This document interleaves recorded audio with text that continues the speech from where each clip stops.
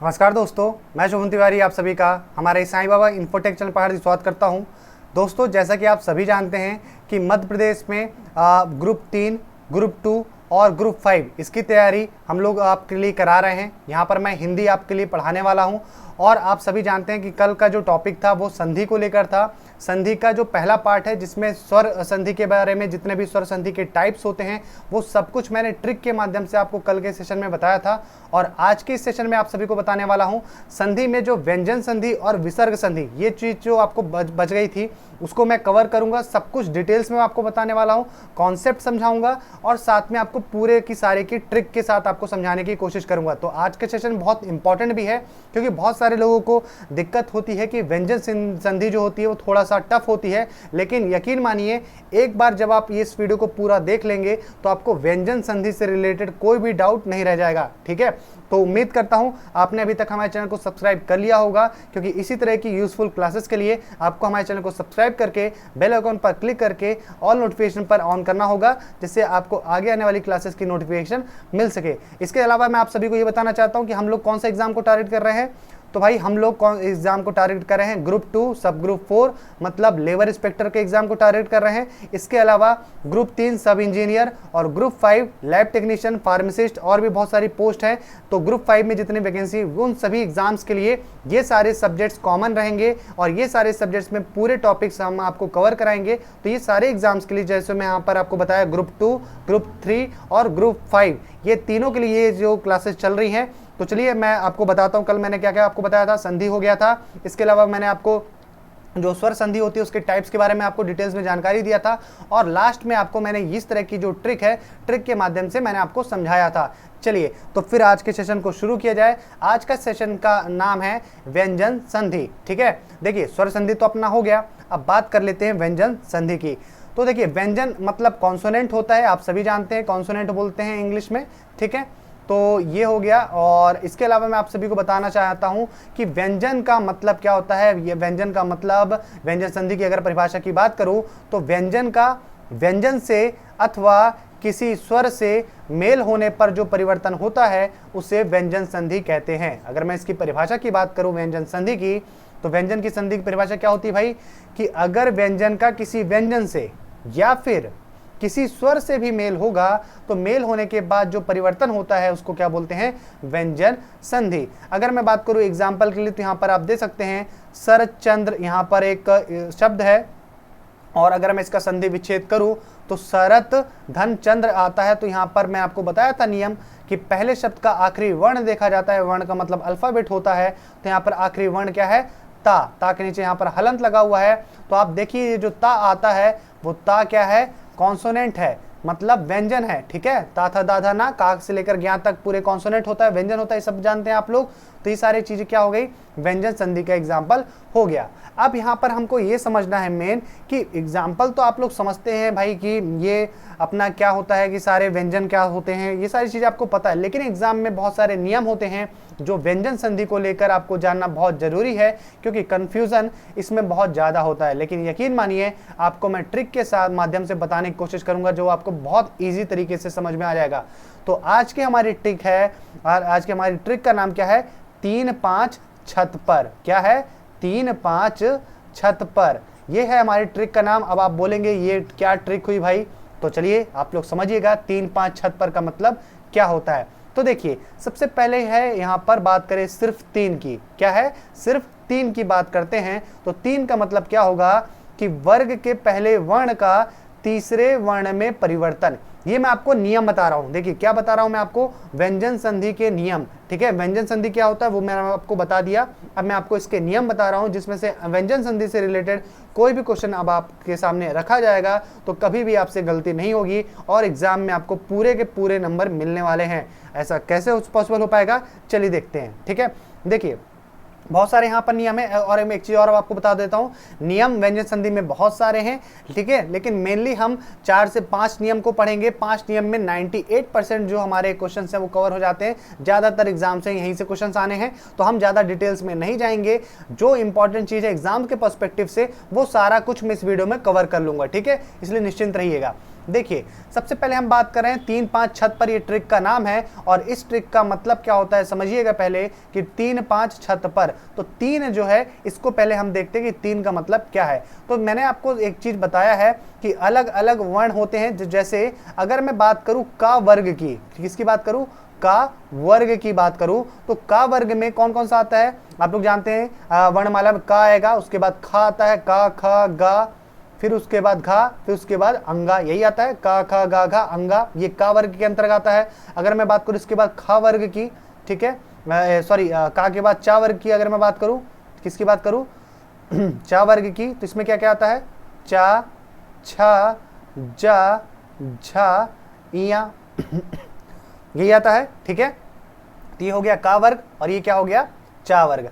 अब समझिएगा यहाँ पर मैंने क्या कहा, पहला जो आपका नियम है वो क्या कहता है कि वर्ग के पहले वर्ण का तीसरे वर्ण में परिवर्तन। अब ये क्या चीज हुई भाई, चलिए देखते हैं। यहां पर देखिए पहले मैंने रखा हुआ है का, क्या लिखा हुआ है का, और का के नीचे आप ध्यान दीजिएगा कि का के नीचे हलंत लगा हुआ है, तो हलंत का मतलब होता है आधा, ठीक है, पहली चीज। दूसरी चीज यहां पर समझिए कि मैंने यहाँ पर ये जो का वर्ग का जो अक्षर लिखा है, इसी अक्षर को हम इसके वर्ग के, मतलब का वर्ग के ही, क्योंकि यहाँ पर का है पहले, तो का वर्ग के अक्षर को उसी वर्ग के तीसरे वर्ण से, वर्ण मतलब अल्फाबेट से रिप्लेस कर दिया जाएगा, मतलब उसको परिवर्तित कर दिया जाएगा। कैसे देखिएगा, का वर्ग में तीसरे नंबर में क्या आता है, देखिए का ख गा आता है, तो ये देखिए का को किस में रिप्लेस कर दिया गया, गा में रिप्लेस कर दिया गया, ये देखिए, ठीक है। इसके बाद चा वर्ग में क्या आता है, देखिए चा वर्ग यहाँ नीचे मैंने लिखा चा छा जा, तीसरे नंबर में क्या आ रहा है, जा आ रहा है, तो ये देखिए चा को रिप्लेस किस में कर दिया गया, जा में रिप्लेस कर दिया गया, ठीक है। इसके बाद टा वर्ग, तो टा में क्या आता है, टा ठ ड ढ अणा, यही होता है, तो तीसरा कौन सा होता है, टा ठ डा आता है, तो ये देखिए टा को किस से रिप्लेस कर दिया गया, डा से रिप्लेस कर दिया गया। इसके बाद ता वर्ग में आता है ता था दा, तीसरे नंबर में कौन सा आ रहा है, दा आ रहा है, तो दा से रिप्लेस कर दिया गया। पा वर्ग में कौन सा आता है, पा फा बा आता है, तो ये देखिए बा से रिप्लेस कर दिया गया, ठीक है। तो पहला नियम क्या था कि वर्ग के पहले वर्ण का तीसरे वर्ण में परिवर्तन, ठीक है। इतना यहाँ तक समझ में आया, देखिए बहुत आसान है, बहुत अच्छे से आपको समझ में आ जाएगा। अब आप लोग ये बोलेंगे कि भाई रिप्लेस तो चलो कर दिए, लेकिन ये यूज कहाँ पर होना है और इसका क्या मतलब है, ये चीज अब चलिए समझ लीजिए। देखिए अब एग्जाम्पल हमारा यहाँ पर दिया है दिग्गज, क्या दिया है, दिग्गज, यहाँ पर एक शब्द है, ठीक है। अब इसको समझिएगा, ठीक है, ध्यान दीजिएगा। अगर मैं इसका संधि विच्छेद करूं तो बनता है दिक धन गज, ठीक है। क्या बनेगा, पहला शब्द दिक, दूसरा क्या, गज। तो यहाँ पर ध्यान रखिएगा, ये जितने ये जो आपको दिखाया गया है यहाँ पर का चा टा ता पा, ये क्या है, पहला शब्द रहेगा, मतलब जब विच्छेद करते हैं तो पहला शब्द इनमें से होना चाहिए, और जब इसको रिप्लेस करेंगे तो दूसरे शब्द को यहाँ पर जब बनेगा जब, तो किससे रिप्लेस करेंगे, इनमें से रिप्लेस करेंगे। कैसे, देखते जाइएगा। देखिए पहला शब्द हमको क्या मिला, दिक मिला, दूसरा क्या मिला, गज मिला, ठीक है, इतना समझ में आया। तो आपने देखा पहले शब्द का आखिरी वर्ण क्या है, पहले शब्द का आखिरी वर्ण का है, ठीक है, का है, ठीक है। तो अब आपको इसको रिप्लेस करना होगा, किससे रिप्लेस करना है, इसके तीसरे वर्ण से, इस अक्षर के तीसरे वर्ण से। तो का ख गा आता है, तो देखिए दी को मैंने एज इट इज लिख लिया, ठीक है, दिक की बात कर रहा हूं, ठीक है। और ये जो का है इसको रिप्लेस करना है, इसकी जगह में हमको लाना है क्या, गा लाना है, तो मैंने गा रख दिया, ठीक है, हलंत उसके नीचे, ठीक है। यहाँ पर आप देख रहे हो सारे के नीचे हलंत लगा हुआ है। और ये जो गज है दूसरा वाला शब्द, इसको हमने एज इट इज लिख दिया, क्या कर दिया, एज इट इज लिख दिया।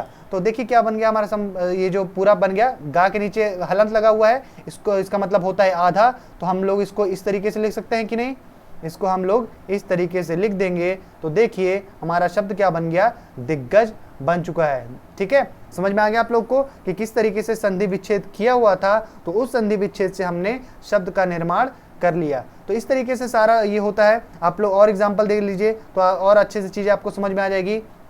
जैसे यहाँ पर दिया है वाक धन ईश, क्या है, पहला शब्द वाक, दूसरा है ईश। अब आप लोग ये भी सोचेंगे कि एग्जाम में किस तरह से क्वेश्चंस आते हैं, तो देखिए एग्जाम में आपको इस तरीके से संधि विच्छेद दिया रहेगा और आपसे ये बोलेगा कि 4 ऑप्शन दिए गए हैं, तो इन चारों ऑप्शन में से सही शब्द कौन सा बनेगा, तो वो आपको पहचानना होगा। ठीक है, तो आपको बहुत सारे, जैसे अगर आप लोग ये देखेंगे कि भाई दिक लिखा है, गज लिखा है, तो दिक गज तो का है ना, तो देखिए आपको ये लग रहा होगा कि आधा गा कहाँ से आ गया, भाई यहाँ तो का था। तो ये सारे जो नियम होते हैं संधि के, ये वही मैं आपको बता रहा हूँ। ठीक है, इसी तरीके से यहाँ पर देखिए वाक लिखा और ईस लिखा है, पर ये जो का है वो तीसरे वर्ण से रिप्लेस हो जाएगा। तो का खा गा, तीसरे का आ रहा है कौन, गा आ रहा है, तो किससे रिप्लेस हो गया, ये देखिए गा आ गया यहाँ पर, नहीं तो का था ना यहाँ पर। तो आप लोग इसको सोचते वाक और ईश है तो वाकीश होना चाहिए, पर का की जगह में गा कैसे आ गया, इसलिए ये नियम को समझना बहुत जरूरी है। ठीक है, तो आप लोग समझ में आ गया आप लोग को, पहली चीज। दूसरी चीज, एक चीज ध्यान रखिएगा कि हमें हमेशा उसी वर्ग के तीसरे वर्ण से रिप्लेस करना है। ऐसा ना हो कि आप का वर्ग का कोई शब्द सॉरी अक्षर अगर दिया गया है उसको आप रिप्लेस कर दो जा से, ऐसा कभी नहीं करना है। का को गा से ही रिप्लेस करना है, क्योंकि का वर्ग में ही गा आता है, का खा गा, चा वर्ग में ही जा आएगा, चा छा जा, टा वर्ग में डा ही आएगा, टा ठा डा, और ता वर्ग में दा ही आएगा, ता था दा, और पा में पा फा बा। ठीक है, ये चीज ध्यान रखिएगा। ठीक है, चलिए और बहुत सारे एग्जांपल्स दिए। चा के कंडीशन में देख लीजिए, अच धन अंत, तो यहाँ पर चा आ रहा है, तो चा को किससे रिप्लेस करेंगे, जा से रिप्लेस करेंगे। किससे रिप्लेस करेंगे, जा से रिप्लेस करेंगे। तो यहाँ पर देखिए आ को यहाँ पर एज इट इज लिख दिया गया, और अंत को यहाँ पर लास्ट में एज इट इज लिख दिया गया, और ये बीच में जा ऐड कर दिया गया। तो ये किस तरीके से बन गया, आ और चा को रिप्लेस कर दिया गया था जा से, और ये अंत था। तो अगर इस तीनों को इसको आपस में जोड़ेंगे तो ये क्या बन जाएगा, अंग की मात्रा जा में जुड़ जाएगी, तो ये बन जाएगा अजंत, बन गया अजंत। तो इस तरीके से पूरी चीजें किया जाता है। तो समझ में आ गया आप लोग को, ये रहा हमारा पहला नियम। चलिए अब मैंने आपको ट्रिक का नाम क्या बताया था, 3 5 छत पर, नाम याद रखिएगा, क्या बताया था मैंने आपको, 3 5 छत पर। ठीक है, तो 3 का तो मामला फिट हो गया। अब बात करते हैं 5 का मामला क्या है, वो समझने की कोशिश करते हैं। तो अब 5 का समझिएगा, 5 का भी सेम वैसे ही है जैसे अभी हमने पढ़ा कि वर्ग के पहले वर्ण का तीसरे वर्ण में परिवर्तन होता था, उसमें इस वाले नियम में 5वें वर्ण से रिप्लेस करेंगे। किससे करेंगे, 5वें वर्ण से परिवर्तन कर देंगे। कैसे, देखिए यहाँ पर अगर का आ रहा है तो का वर्ग में 5वां वर्ण कौन सा होगा, का खा गा घा अंगा। तो देखिए इसको अंगा से रिप्लेस कर दिया गया। चा को किससे रिप्लेस करेंगे, चा छा जा जा इया, तो ये किससे रिप्लेस कर दिया गया, इया से रिप्लेस कर दिया गया। टा को किससे करेंगे, टाठा डाढ़ा आड़ा, तो आड़ा से देखिए रिप्लेस कर दिया गया। ठीक है, इसी तरीके से ताथा दाधा ना से कर दिया गया, और पापा बाभा माँ से रिप्लेस कर दिया गया। मतलब कुल मिलाकर पहले वर्ण का, वर्ग के पहले वर्ण का 5वें वर्ण में परिवर्तन करा दिया गया। ये रहा दूसरा नियम। ठीक है, तो 3 5 छत पर में 3 5 का मामला फिट हो गया। एग्जाम्पल देख लीजिए, तो पहला शब्द यहाँ पर निकला है वाक, दूसरा है मैं। तो अगर यहाँ पर आपने देखा का आ गया हलंत के साथ, ध्यान रखिएगा, तो यहाँ पर हम इसको किससे रिप्लेस करेंगे, अंगा से रिप्लेस करेंगे। किससे रिप्लेस करेंगे, अंगा से रिप्लेस कर देंगे। तो चलिए भाई, वाक का वा तो आ गया, इस का को किससे रिप्लेस कर दिए, अंगा से कर दिए, और ये मैं तो एज इट इज को लिख दिए। तो क्या बन गया, वांगमय। क्या बन गया, वांगमय। ठीक है, इस तरीके शब्द आपने देखा किस तरीके से बन गया। तो ये चीज आपको ध्यान रखना है। ठीक है, पहली चीज। दूसरी चीज आप एक चीज और सोचेंगे कि भाई ये कैसे रिकॉग्नाइज करेंगे कि कब तीसरे से रिप्लेस करना है और कब 5वें से रिप्लेस करना है। तो चलिए इसको आप समझिए। अब मान लीजिए आपको एग्जाम्पल में दिया है, एग्जाम में आपको एग्जाम्पल दे दिया उत धन नयन। ठीक है, ये शब्द दे दिया। अब आपको ये नहीं पता कि इसको पहले मतलब तीसरे से रिप्लेस करना है या फिर 5वें से रिप्लेस करना है। तो ऐसे कंडीशन में आप लोग क्या करिएगा, समझिएगा। अब आपके पास 4 ऑप्शन दिया हुआ है, भाई आप ऑब्जेक्टिव टाइप के एग्जाम्स में बैठे होंगे ना आप, तो 4 ऑब्जेक्टिव के ऑप्शंस रहेंगे आपके पास, और आपके पास ये क्वेश्चन दिया है उत धन नयन। अब आपको इसमें ये समझना है पहले कि इसको मैं तीसरे से रिप्लेस करूं या 5वें से रिप्लेस करूं। तो यहाँ पर आप देखिएगा, अगर यहाँ पर मैंने देखा ता लिखा है, ता क्या है, उत धन नयन। ठीक है, ता। तो अब हमको में ये लगाते हैं कि चलिए ता को अब हम तीसरे वर्ण से रिप्लेस करके देखते हैं। ठीक है, तो ता को किससे रिप्लेस कर रहे हैं हम, तीसरे से। तो ता थ दा किससे रिप्लेस कर दिया हमने, दा से रिप्लेस कर देते हैं। ठीक है, तो ये शब्द क्या बनेगा, उत धन नयन का, उत का ऊ रहेगा, ता को हमने रिप्लेस कर दिया दा से, और नयन को एज इट इज लिख दिए। तो ये देखिए ये शब्द क्या बन गया, उदनयन। तो आप लोग सब जानते हैं कि उदनयन जो शब्द है वो अशुद्ध है, गलत है, ऐसा कोई शब्द नहीं होता। चलिए, तो हमको ये समझ में आ गया कि तीसरे वर्ण से रिप्लेस करने वाला नियम तो यहाँ पर काम नहीं करेगा। तो फिर आप किससे रिप्लेस करें भाई, तो आप करेंगे किससे, 5वें वर्ण से करते हैं। तो 5वें से आप करके देख लीजिए, ता का पांचवा वर्ण कौन सा होगा, ता था दा धा ना, ठीक है। अब किससे हमने रिप्लेस करना है, ना से करना है। तो यहाँ पर जो आपने दा लगाया था यहाँ पर आप ना कर दीजिए, तो ये देखिए आधा ना बन गया। तो इसको हम इस तरीके से लिख सकते हैं, इस तरीके से लिख सकते हैं क्या, ठीक है, बिल्कुल। तो इसकी तरीके से देखिए हमने लिख दिया, तो क्या शब्द बन गया, उन्नयन। तो ये करेक्ट हो गया उन्नयन, है ना। तो फिर आपको ये चार ऑप्शन में से मिल जाएगा, और ये शुद्ध शब्द है, इसका कुछ प्रॉपर मीनिंग होती है। तो इस तरीके से हमने उसको समझ में आ जाएगा कि कब हमको पहले तीसरे से रिप्लेस करना है और कब हमको पांचवें से रिप्लेस करना है। ये आपको समझ में आ गया। चलिए आगे बढ़ते हैं। अब बात करते हैं तीसरे नियम की। मैंने आपको क्या बताया था, ट्रिक याद कर लीजिए फिर से। 3 5 छत पर, क्या 3 5 छत पर। तो अब छत का छा, अब छा संबंधी नियम पढ़ेंगे, ठीक है। तीसरा नियम क्या है, छा संबंधी नियम। अब आप बोलेंगे भाई अभी छा संबंधी नियम का क्या रोल है, तो समझिए बहुत ही आसान है। देखिए अब हमको यहाँ पर क्या करना है कि सबसे पहले ह्रस्व और दीर्घ को समझना है। अगर कभी भी ह्रस्व या फिर दीर्घ आए पहले वाले शब्द में, पहला वाला शब्द मतलब जब विच्छेद करते तो पहला शब्द आता है, दूसरा शब्द आता है। तो जो पहला वाले शब्द में अगर ह्रस्व या फिर दीर्घ आएगा तो ध्यान रखिए। ह्रस्व दीर्घ क्या होता है, पहले ये समझ लीजिए। ह्रस्व का मतलब ये होता है कि जिसका उच्चारण करने में कम समय लगता है उसको ह्रस्व बोलते हैं। जैसे छोटा आ, छोटा ई, इसको अ ई उ, कम समय लग रहा है ना। और दीर्घ में क्या आ जाता है, बड़ा आ, बड़ी ई, बड़ा ऊ, इसको थोड़ा समय थोड़ा समय ज्यादा लगता है, ह्रस्व से ज्यादा समय लगता है दीर्घ में। तो ये होता है ह्रस्व और ये होता है दीर्घ, ठीक है। चलिए अब यहाँ पर समझिएगा इसमें नियम क्या कहता है वो समझते हैं। तो यहाँ पर सबसे पहले तो आप लोग को एक चीज ये देखना पड़ेगा कि पहला जो शब्द रहेगा उसमें ह्रस्व या फिर दीर्घ रहेगा। पहली चीज क्या रहेगा, ह्रस्व या फिर दीर्घ रहेगा।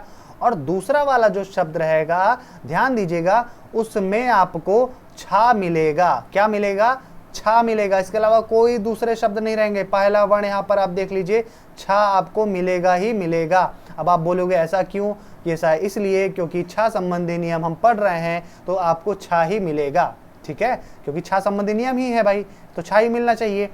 चलो अब ये भी समझ लिए कि छा मिलेगा, लेकिन होगा क्या, तो होगा ये कि जहां पर आपको छा मिलेगा उसके जस्ट पहले आपको आधा चा ऐड कर देना पड़ेगा, या फिर इस तरीके से आप इसको समझ सकते हैं। क्या ऐड करना पड़ेगा, ऐड करना है, ध्यान रखिएगा। इसके पहले वाले में हम रिप्लेस कर रहे थे, मतलब उसको हटाकर उसके जगह में दूसरे को ऐड कर रहे थे। यहाँ पर ऐसा नहीं है, यहाँ किसी को हटाएंगे नहीं, सिर्फ आधा चा उसके जस्ट पहले, छा के जस्ट पहले हम ऐड कर देंगे।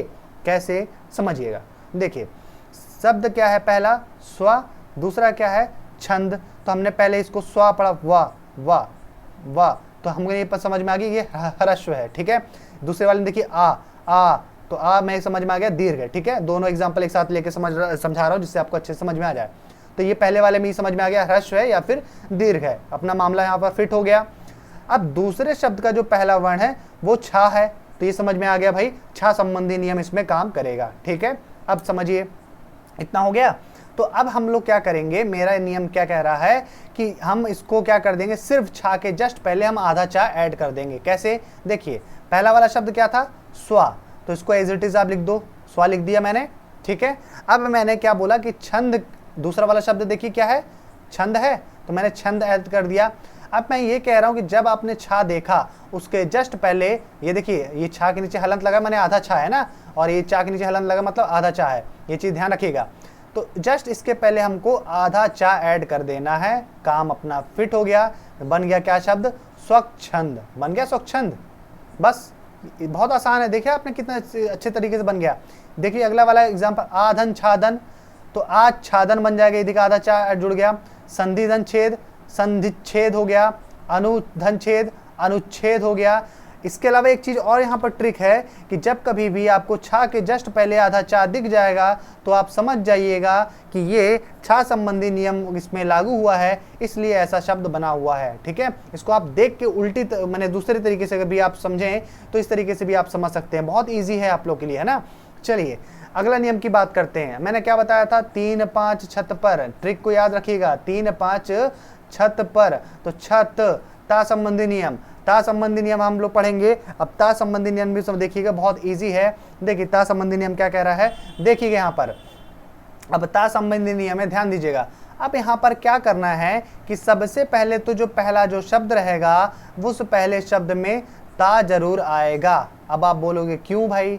वो इसलिए क्योंकि ता संबंधी नियम है तो ता तो रहेगा ही। कहाँ पर रहेगा ये देख लीजिए, पहले शब्द का आखिरी वर्ण ता आया, देख लीजिए सब में ता आएगा भाई, आ रहा है ना, ठीक है। तो ये पहले चीज़ समझ जाइए, पहचान कैसे पहचानेंगे, किस में क्या नियम लगेगा। तो सबसे पहले पहले शब्द का आखिरी वर्ण रहेगा वो ता रहेगा, पहली चीज़ तो ये क्लियर हुई। उसके बाद अब आपको ये ध्यान रखना है कि ता के लिए थोड़ा सा यहाँ पर आपको मेहनत करना पड़ेगा। वो मेहनत क्या करना पड़ेगा वो यहाँ पर आपको देखिए। अगर आपका जो दूसरा शब्द है, याद ध्यान रखिएगा, अगर आपका जो दूसरा शब्द है, अगर वो दूसरा शब्द मैंने इसकी बात कर रहा हूं, ठीक है, पहला शब्द दूसरा शब्द है, तो दूसरा शब्द अगर चा आ जाए, क्या आ जाए, या तो चा आ जाए या फिर छा आ जाए। यहाँ पर ये देखिए इस लाइन को और बोलते हैं, और अथवा, ठीक है, क्या आ जाए, या तो चा आ जाए दूसरा शब्द का पहला वर्ण, या फिर छा आ जाए, क्या आ जाए, छा आ जाए। तो हमेशा बड़े को ही प्राथमिकता मिलेगी और उसको किससे रिप्लेस करेंगे, चा से रिप्लेस करेंगे। क्यों चा से रिप्लेस करेंगे कि चा छ, पहले क्या आता है, चा आता है, उसके बाद छा आता है, तो बड़ा कौन हुआ, चा। भाई कोई अगर आपका भाई है, बहन है, तो जो पहले आपका भाई मैंने अगर जन्म लिया है उसने, तो वो बड़ा कहलाएगा, उसके बाद जो जन्म लिया है वो छोटा कहलाएगा। उसी तरीके से चा आता है पहले, तो बड़ा कौन हुआ, चा, ठीक है। जा और झा में कौन बड़ा हुआ, जा। टा और ठा में कौन बड़ा हुआ, टा। डा और ढा में कौन बड़ा हुआ, डा। और ला अकेला है बेचारा, तो वो बड़ा छोटे से मतलब ही नहीं है, ठीक है। तो चलिए अब आपको क्या ध्यान रखना है कि जो पहला शब्द, देखिए अब मैं आपको शुरू से बता दूं, अगर ता संबंधी नियम में क्या करना है आपको, पहला शब्द में आपको पहले शब्द का आखिरी वर्ण देखना है कि ता आना चाहिए। चलो भाई इतना देख लिया।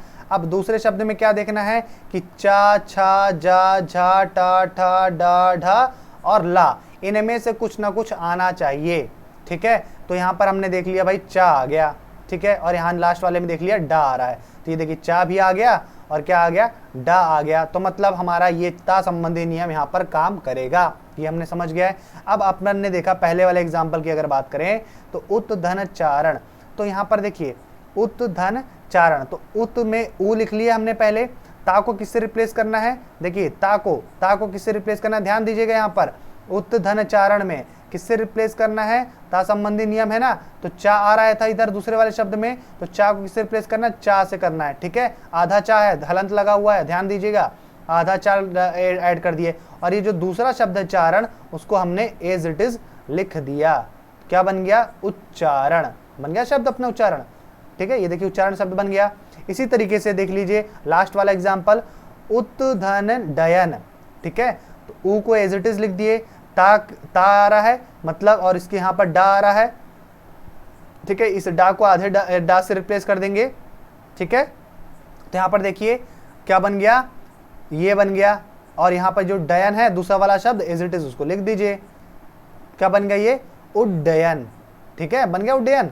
इस तरीके से रिप्लेस करना, तो ये ता संबंधी नियम हो गया, बहुत इजी है, थोड़ा सा मेहनत करिएगा आप लोग सब सीख जाएंगे। और ता संबंधी नियम में ही एक और नियम है पांचवा, क्योंकि यहाँ पर आप देखेंगे कि यहाँ पर मैंने क्या कह लिया था, चा लिया था, छा लिया था, जा, झा, टा, ठा, डा, ढा और ला। अगर आप बोलोगे इसके अलावा कुछ और आ गया तब क्या करेंगे, तो तब के लिए एक और नियम काम करेगा। मैंने आपको बताया था ना व्यंजन संधि में नियम कानून बहुत सारे हैं, तो हमको बहुत सारे नहीं पढ़ना है, सिर्फ जो हमारे काम का है सिर्फ उतना ही पढ़ना है। तो अब हम यहाँ पर एक और नियम जो है वो आखिरी नियम है इस सेशन का, क्योंकि आपको इसके बाद पूरे जो भी व्यंजन संधि से रिलेटेड क्वेश्चन बनने हैं वो यहीं से बनने हैं, ठीक है। तो आपको पूरी प्रैक्टिस हो जाएगी और आपको यहाँ से बहुत अच्छे से समझ में आ जाएगा। देखिए अब क्या कहता है ता संबंधी नियम कि सबसे पहले तो ता होना चाहिए। ये देखिए भाई पहला शब्द का आखिरी वर्ण हो गया ता, ठीक है, ये हो गया। अब दूसरा जो शब्द का पहला वर्ण रहेगा अगर वो शा शलजम या हा आएगा तब आपको किससे रिप्लेस करना है वो आप ध्यान दीजिएगा, ठीक है। तो किससे रिप्लेस करना है, तो अगर शा आता है, दूसरा वाला शब्द जो है शा आता है, तो ता को रिप्लेस करेंगे। और हाँ यहाँ पर दो चीज को रिप्लेस कर रहे हैं, ध्यान दीजिएगा, ता को रिप्लेस करेंगे चा से और शा को रिप्लेस करेंगे छा से। किसको किसको कर रहे हैं, ता को कर रहे हैं चा से, शा को कर रहे हैं छा से। कैसे समझिएगा, देखिए सबसे पहले हमने देखा ता संबंधी नियम है, तो यहाँ पर ये ता है, माने मामला फिट हो गया। इसके बाद यहाँ पर शा आ रहा है दूसरे वाले शब्द में, तो यहाँ पर शा आ गया, श्वास, श्वास ऐसे बोला जाता है ना, ऐसा लिखा जाता है, सा आ रहा है, ठीक है। तो ये समझ में आ गया कि ये सा वाला नियम काम करेगा। अब देखिएगा, अब रिप्लेस किससे को किससे करना है, देखिए ध्यान दीजिएगा, थोड़ा सा ध्यान देने जो होता है, बहुत ईजी है। ता को हमने किससे रिप्लेस करा, चा से रिप्लेस करा। इस ता को हमने आधे चा से रिप्लेस कर दिया, तो कर लिए भाई, ऊ हो गया, और यहाँ पर ता को रिप्लेस कर दिए आधे चा से, ठीक है।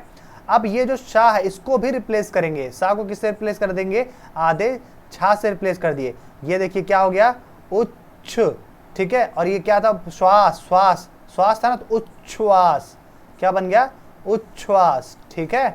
इस तरीके से ये सारी चीजें बन जाएगा। तो इस तरीके से देखिए शब्द बना दिए, बहुत इजी है। अगर मैं आपको एक और एग्जांपल यहाँ पर ले लीजिए, एग्जांपल यहाँ पर सत धन शास्त्र, तो यहाँ पर ता आ गया है, यहाँ पर शा आया है, तो यहाँ पर ये नियम काम करेगा। ता को किससे रिप्लेस करेंगे, चा से रिप्लेस करेंगे, तो सा हो गया, आधा चा कर दिए, और ये सा को किससे रिप्लेस करना, छा से, तो यहाँ पर देखिए छा ऐड कर दिए, और शास्त्र, तो छास्त्र हो जाएगा।